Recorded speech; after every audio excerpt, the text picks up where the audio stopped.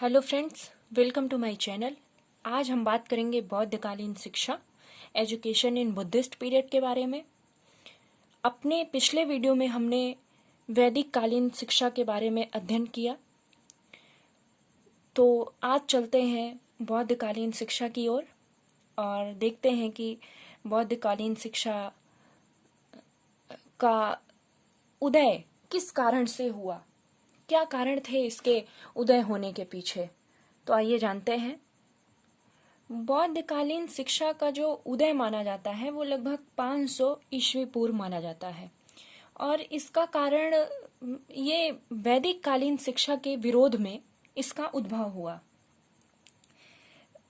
उस समय गुरुकुल पद्धति और ब्राह्मणों के एकाधिकार के कारण वैदिक कालीन शिक्षा पर ब्राह्मणों का एक छत्र राज्य हो गया था, जिसके कारण सामान्य लोगों को, अन्य लोगों को शिक्षा नहीं मिल पाती थी। इस वजह से उसमें वैदिक शिक्षा में बहुत सारी विषमताएं उत्पन्न हुई और इन्हीं विषमताओं को दूर करने के उद्देश्य से बौद्ध धर्म का उदय हुआ और उसका जो है तत्कालीन प्रभाव वो शिक्षा पद्धति पर पड़ा। उससे बौद्धकालीन शिक्षा का उदय हुआ। तो बौद्धकालीन शिक्षा के अंतर्गत हम विभिन्न पॉइंट्स पे चर्चा करेंगे, जो कि हैं, पहला है बौद्ध धर्म का सामान्य परिचय।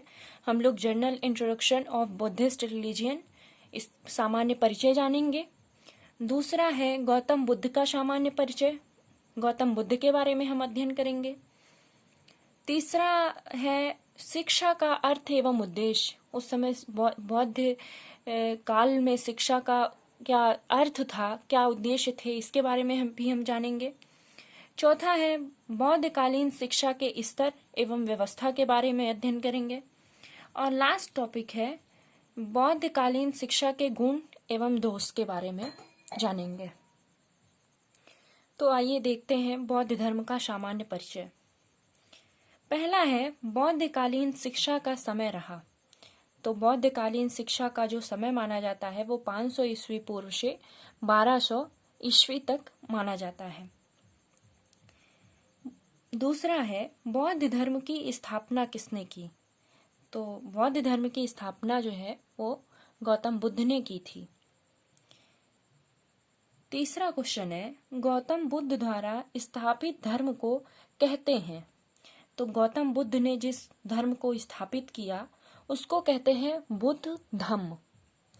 अब जान लेते हैं कि धम्म और धर्म में अंतर क्या है, उसे बुद्ध धम्म क्यों कहा गया।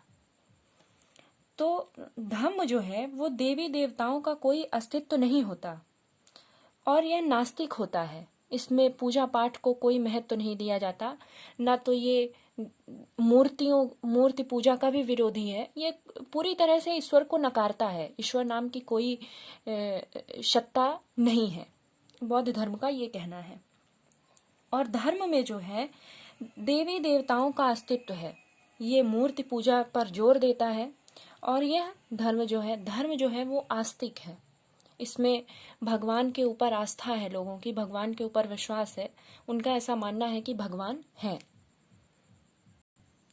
अगला क्वेश्चन देखते हैं, बुद्ध धर्म और वैदिक धर्म में समानता है।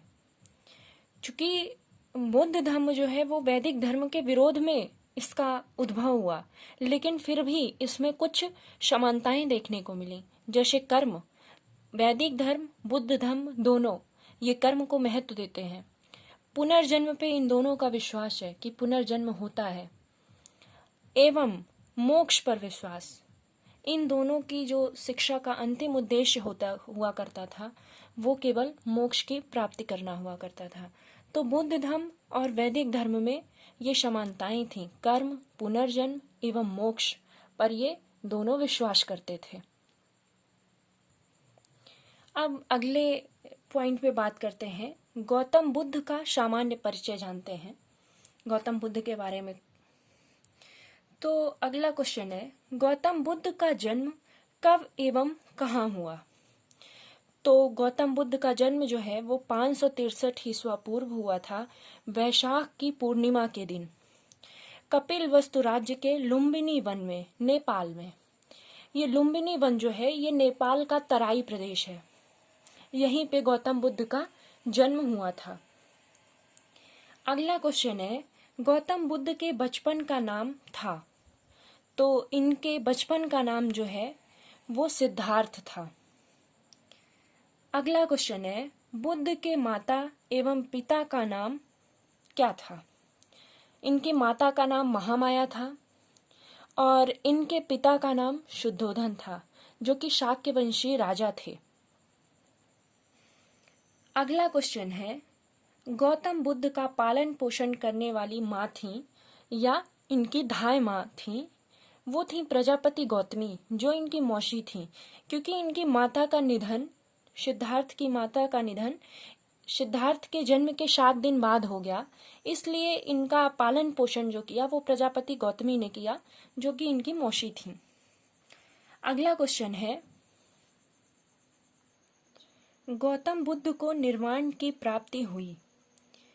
निर्वाण या ज्ञान की प्राप्ति हुई वो है वैशाख की पूर्णिमा को पीपल के वृक्ष के नीचे और फल्गु नदी के किनारे।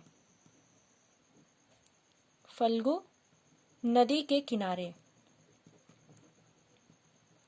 इनको ज्ञान की प्राप्ति हुई और बाद में वही पीपल का वृक्ष जिसके नीचे इनको ज्ञान की प्राप्ति हुई थी, वही उसी पीपल के वृक्ष को बोधि वृक्ष के नाम से जाना गया। तो जानते हैं कि निर्वाण का क्या तात्पर्य है। निर्वाण से तो ये है जन्म मृत्यु के बंधन से छुटकारा प्राप्त करने का ज्ञान। इसको बौद्ध धर्म में निर्वाण कहा गया। अगला क्वेश्चन है, गौतम बुद्ध की मृत्यु या महापरिनिर्वाण हुई 483 ईस्वी पूर्व कुशीनगर में। ये भी जो है वो वैशाख की पूर्णिमा के दिन ही हुई थी।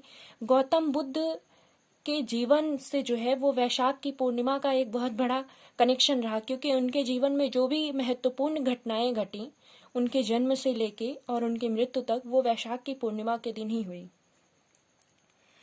बौद्ध धर्म में जो है वो मृत्यु को महापरिनिर्वाण बोला गया है। अब अगला क्वेश्चन है, गौतम बुद्ध को और किस नाम से जाना जाता है? तो गौतम बुद्ध को तथागत भी कहा जाता है। तो आज के लिए बस इतना ही। अगले वीडियो में हम बात करेंगे बौद्धकालीन शिक्षा के अर्थ एवं उद्देश्य के बारे में, और लगभग 3 वीडियो में ये टॉपिक बौद्धकालीन शिक्षा समाप्त हो जाएगा। तो पढ़ते रहिए। मैं बार बार कहती हूँ कि जो क्वेश्चन मैं करवा रही हूँ ये किसी भी एग्ज़ाम की दृष्टि से, चाहे वो यूजीसी नेट को ले लीजिए, चाहे वो असिस्टेंट प्रोफेसर को ले लीजिए, या बीएड में भी अगर आप लिखना चाहें तो उसके लिए भी ये बहुत ही इम्पोर्टेंट क्वेश्चन है और इसके बाहर से कुछ नहीं पूछा जाएगा। तो अगर आपने चैनल को सब्सक्राइब नहीं किया है तो सब्सक्राइब कर लें और मेरे वीडियो को लाइक कर दें पसंद आया तो। Thank you very much.